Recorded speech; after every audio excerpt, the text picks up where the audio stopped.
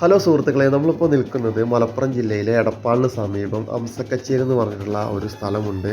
അതിന് തൊട്ട് സമീപമായിട്ട് ഒരു പഴയ ബ്ലോക്ക് എന്ന് പറഞ്ഞ ഒരു സ്ഥലത്താണ് ഇപ്പോൾ കറക്റ്റായി പറഞ്ഞിട്ടുണ്ടെങ്കിൽ നമ്മൾ നിൽക്കുന്നത്. ഇവിടെ ഈ വണ്ടി നിർത്താനുണ്ടായ കാരണം നമുക്കിപ്പോൾ ദൃശ്യം കൂടെ കാണാം. തേനീച്ചയും അതുപോലെ തന്നെ തുമ്പിയും പഴയ കാലത്തെ ഓർമ്മകളിലേക്ക് കൊണ്ടുപോകുന്ന വലിയൊരു പടുകൂറ്റൻ പൂവട്ടിയും എല്ലാം ഇവിടെ നിർമ്മിച്ചിരിക്കുന്നതായി കാണാം. ഇവിടുത്തെ ഒരു പ്രത്യേകത എന്താണെന്ന് വെച്ചാൽ പഴയ കാലത്തെല്ലാം ഇവിടെ ഒരുപാട് വാണിജ്യപരമായിട്ടുള്ള ഒരുപാട് കച്ചവടങ്ങൾ നടന്നിരുന്നു. കറൻസി നാണയങ്ങളൊന്നുമില്ലാത്ത സമയത്ത് കൊടുക്കൽ വാങ്ങൽ സമ്പ്രദായം നിലനിന്നിരുന്ന ഒരു സ്ഥലമാണ്. അതുകൊണ്ട് തന്നെ കർഷകർക്കെല്ലാം ഒരു ഓണം വന്നു കഴിഞ്ഞിട്ടുണ്ടെങ്കിൽ ഈ ഭാഗത്ത് ഒരുപാട് കച്ചവടം നടക്കാറുണ്ട്.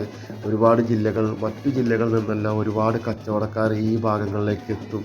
അതുകൊണ്ട് തന്നെ ഈ ഒരു പഴയ ബ്ലോക്ക് ഭാഗത്ത് ആ സമയത്ത് പുരാണവാണിഭ സമയത്ത് ഒരുപാട് ദേശക്കാരുടെ അതിഗംഭീരമായ ബാൻഡ് മേളവും അതുപോലെ തന്നെ കൊട്ടും പാട്ടും എല്ലാമായിട്ട് ഇവിടുത്തെ ഒരു പൂരം തന്നെ എന്ന് പറയാം. അത്രയ്ക്ക് മനോഹരമായി ആഘോഷിക്കുന്ന ഒരു സ്ഥലമാണ് ഈ എടപ്പാൾ പഴയ ബ്ലോക്ക്. ഓണം വന്നു കഴിഞ്ഞിട്ടുണ്ടെങ്കിൽ അതിൻ്റെ സൂചനാർത്ഥമായി തന്നെ പഴയ കാലത്തെ ഓർമ്മകളിലേക്ക് കൊണ്ടുപോകുന്ന പല പല കലാരൂപങ്ങൾ ഇവിടെ നമ്മളെ ചെറുപ്പക്കാരുടെ കലാസൃഷ്ടി കൊണ്ട് തന്നെ നിർമ്മിക്കാറുണ്ട്. അതിലത്തെ ഈ പ്രാവശ്യം വന്നിട്ടുള്ള ഒരു കലാവിരുദ്ധാണ് നമ്മളിപ്പോൾ കണ്ടുകൊണ്ടിരിക്കുന്നത്.